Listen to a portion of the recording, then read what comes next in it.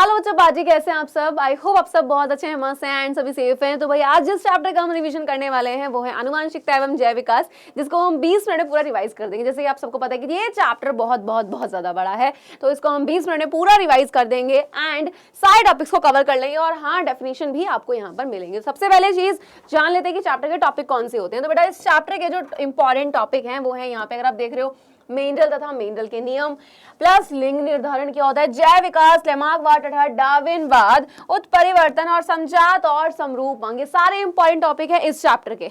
समझते हैं। सबसे पहले यहाँ पे आनुवांशिकता एवं जैव विकास, ये जो चैप्टर है इनके मतलब तो मैं आपको आगे अभी हम जब क्लास में आगे बढ़ेंगे बताऊंगी क्या होता है, लेकिन उससे पहले एक चैप्टर पढ़ के आए थे हम, जीव जनन कैसे करते हैं, जहां पे मैंने आपको बताया कि आखिर जो जनन होता है वो क्या होता है। जनन क्या होता है भाई? अपने जैसी समान संतति की उत्पत्ति करना।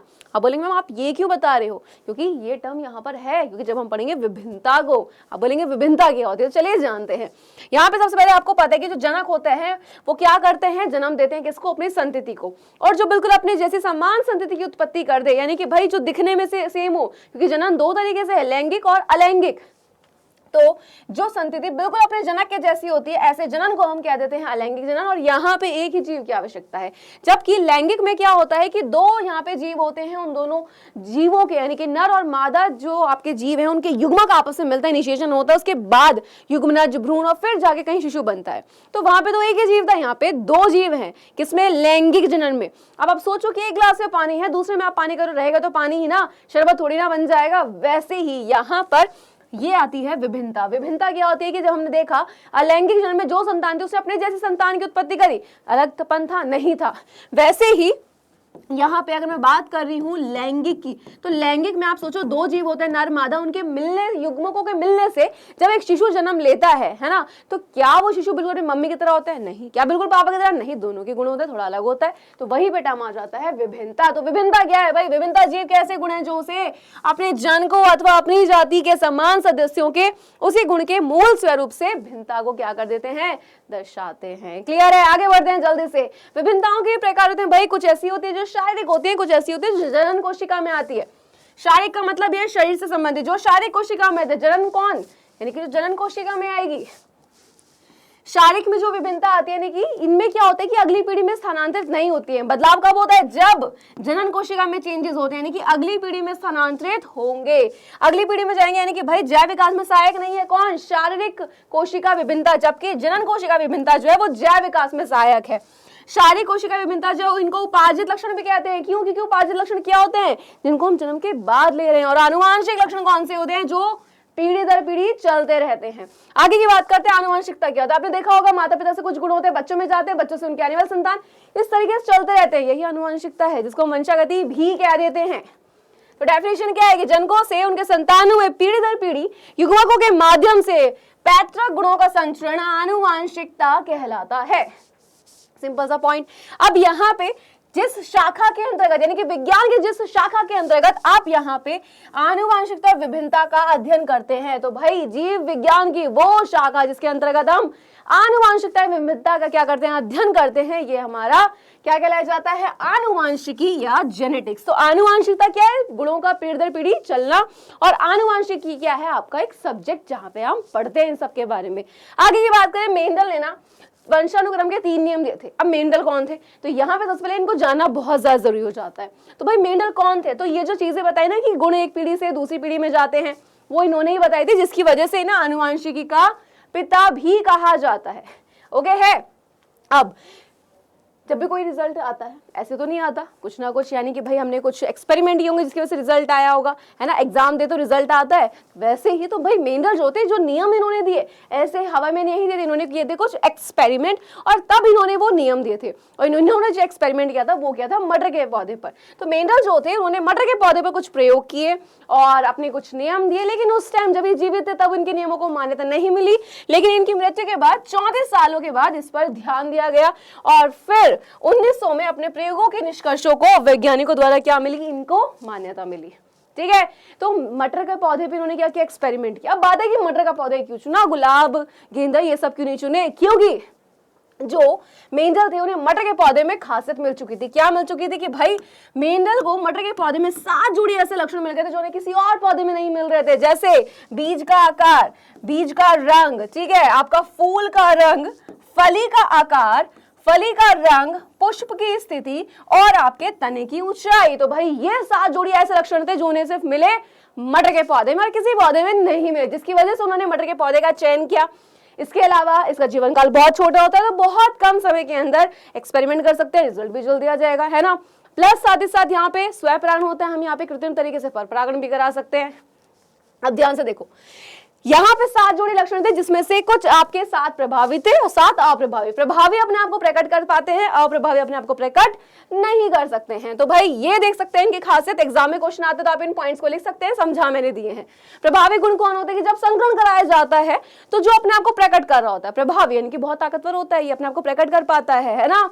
अप्रभावी कौन होते हैं जो अपने आप को प्रकट नहीं कर सकते। जैसे कि मैं बात करूं लाल और सफेद रंग है, लाल में अगर हम सफेद को मिला देते हैं सफेद दिखता है, नहीं दिखता है, यानी कि सफेद क्या है, अप्रभावी और लाल प्रभावी, सिंपल, ठीक है। आगे की बात करते हैं यहाँ पे।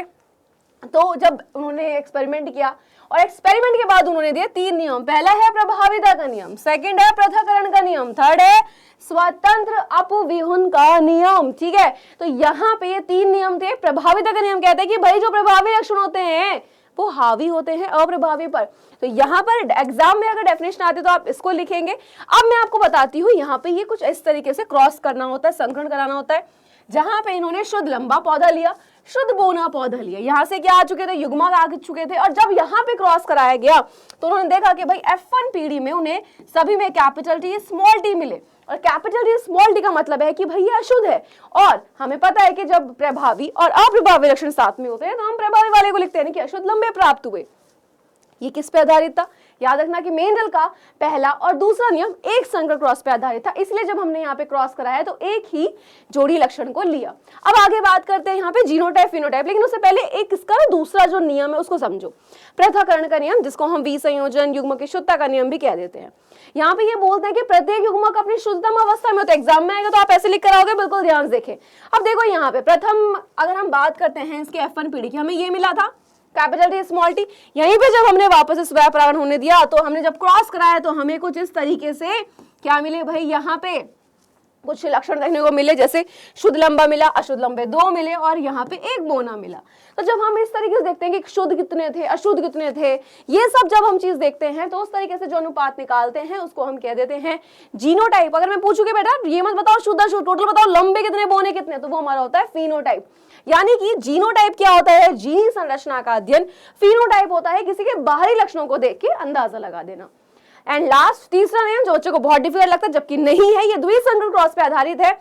यहाँ पर उन्होंने लिए थे 2 जोड़ी लक्षणों को, अभी तक 1 जोड़ी थे, अब 2 जोड़ी आ गए। कौन कौन से, गोल व पीले बीज, हरे व झुर्रीदार बीज, है ना। अब गोल और पीला रंग प्रभावी था और झुर्रीदार और हरा रंग होना अप्रभावी था। जब क्रॉस कराया तो F1 पीढ़ी में आया capital R small r capital Y small y, ये हमारी F1 थी। फिर इसको हम F2 में लेके गए और 4 जोड़ी हमने ऐसे युग्मक बनाए जो आपस में ना मिले, और जब क्रॉस कराया तो क्रॉस कराने के बाद हमारा अनुपात निकल कर आया 9:3:3:3:1। ये अनुपात बहुत इंपॉर्टेंट है, बोर्ड में पूछे जाते हैं, ठीक है। तो यहाँ पर डेफिनेशन आपके सामने, आप इनको लिख कर आएंगे। तो मेंडल ने 2 जोड़ी विप्रियासी लक्षणों वाले विभिन्न यानी कि जो अलग पौधे थे उनके मध्य जब संकरण कराया तो इसे ही द्विसंकरण प्रयोग कहा गया। तो यहाँ पे क्रॉस करना मैंने आपको सिखाया हुआ है, डिटेल में पढ़ना है वापस से, लेक्चर आपके यूट्यूब पे भी है, ऐप पर भी, तो आप जाकर देख सकते हैं, ठीक है। आगे बढ़े तो यहाँ पे जब ये हमारे पूरे नियम खत्म हो जाते हैं उसके बाद आता है लिंग निर्धारण। लिंग निर्धारण क्या है भाई, कि क्या नर होगा या मादा शिशु होगी, तो ये पूरा डिपेंड करता है क्रोमोसोम पर, है ना। अब जो 22 जोड़े होते हैं वो ऑटोसोम्स होते हैं, नर और मादा में जो दोनों में समान होते हैं, लेकिन जो 23वां जोड़ा होता है वो नर में अलग होता है, मादा में अलग होता है, नर में XY, मादा में XX। तो बस यहाँ पे अगर हम देखें, जब नर का जो X होता है वो मादा के X से मिल जाता है तो वहां पे लड़की यानी कि मादा होती है, और जब नर का जो Y वाला होता है मादा के X से मिल जाता है, यानी कि जब XY वाली कंडीशन हो जाती है तो वहां पे नर होता है। जैव विकास की बात करें, जैव विकास क्या है, यानी कि भाई जीव का विकास किस तरीके से हुआ है, एकदम से तो नहीं हुआ होगा, धीरे धीरे हुआ होगा। तो क्या हो जाता है भाई, पृथ्वी पर वर्तमान जटिल प्राणियों का विकास प्रारंभ में पाए जाने वाले सरल प्राणियों की परिस्थिति और वातावरण अनुसार होने वाले परिवर्तनों के कारण हुआ। सजीव जगत में होने वाले इस परिवर्तन की परिस्थिति को जैव विकास कहते हैं। जैव विकास बेसिकली ये किस तरीके से विकास हुआ है, अचानक से तो नहीं हुआ, धीरे धीरे ही होता है ना। आदि मानव तो कैसे पता है भाई, धीरे धीरे विकास हुआ, इंसान बन गया, क्या है, विकास है।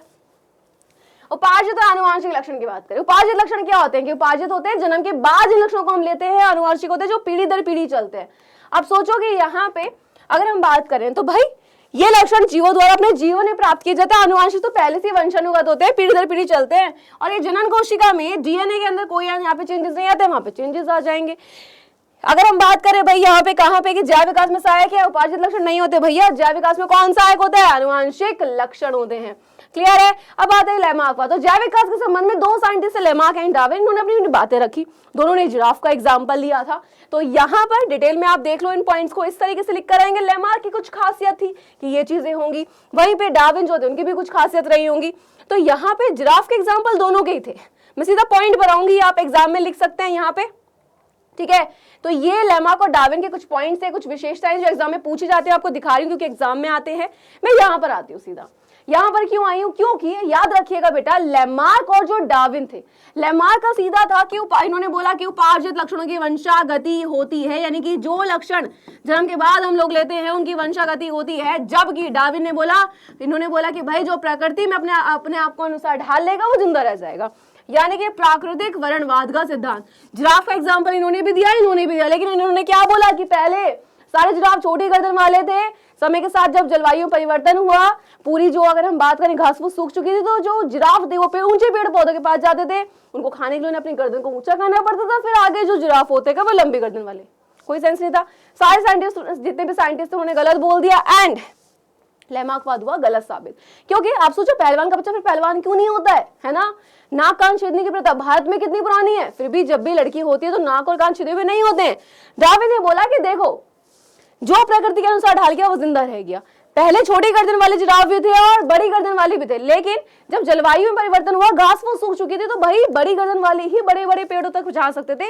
एक टाइम आया कि छोटी गर्दन वालों को खाना नहीं मिला और वो जीवित नहीं रहे, है ना। इस टाइम यानी कि इन्होंने बोला कि यही कारण है कि आज जो जिराफ की गर्दन बड़ी है वो इसी वजह से। अंदर एग्जाम में लिख कर आएंगे तो आप इन पॉइंट को लिख कर आएंगे। उत्परिवर्तन क्या होता है, जब जीन में अचानक से परिवर्तन आ जाते हैं, और जीन क्या है, यानी कि जो लक्षणों को निर्धारित करते हैं, डीएनए का छोटा सा भाग, ठीक है। और याद रखना कि उत्परिवर्तन सिद्धांत के जो जनक थे वो थे ह्यूगो डी व्रिज। समजात कौन से होते हैं, जो उत्पत्ति और संरचना में तो समान होते हैं लेकिन कार्य इनके अलग होते हैं। वहीं पे अगर मैं बात करूं आपके समरूप अंक की, तो समरूप कौन होते हैं, कार्य में समान लेकिन उत्पत्ति और संरचना में अलग हो जाते हैं। क्लियर है। यहाँ पे नेक्स्ट आ जाता है जीवाश्म। भाई जीवाश्म क्या होते हैं, जीव के अंश जो करोड़ों साल पहले कहीं मिट्टी में दब गए होंगे, बाद में खुदाई करी मिल गए, तब पता लगा कोई ऐसा जीव भी हुआ करता था। वहीं पर अवशेषीय अंग क्या होते हैं कि भाई वो अंग जिनकी हमारे शरीर में कोई आवश्यकता नहीं होती, अवशेष हैं, बिना कोई जरूरत नहीं है, शरीर में हो या ना हो कोई फर्क नहीं पड़ता है। Chapter complete. बहुत आसान तरीके से देखा आपने, कितने आसान तरीके से मैंने आपको चैप्टर कंप्लीट करा दिया। एंड ये जो चैप्टर है ना, इतना भी डिफिकल्ट नहीं है, ओके, बहुत आसान तरीके से रिवीजन करा दिया है। तो भाई अब मिलेंगे हम नेक्स्ट आपकी क्लास में, यानी कि एक न्यू चैप्टर के साथ। और अगर बेटा इस चैप्टर को बहुत डिटेल में पढ़ना है, एक एक टॉपिक को बारीकी से पढ़ना है, तो बिल्कुल आप डाउटनेट ऐप पे जा सकते हैं, या फिर अपने जिस चैनल पे आप अभी क्लास देख रहे हैं डाउटनेट 10th एचएम पे, इसी पे इसके डिटेल लेक्चर देख सकते हैं। आपको बिल्कुल क्लासेस मिल जाएंगी, डिटेल में आप पढ़ सकते हैं, रिवीजन मैंने करा दिया है। मिलते हैं फिर नेक्स्ट क्लास में, तब तक के लिए bye bye and take care.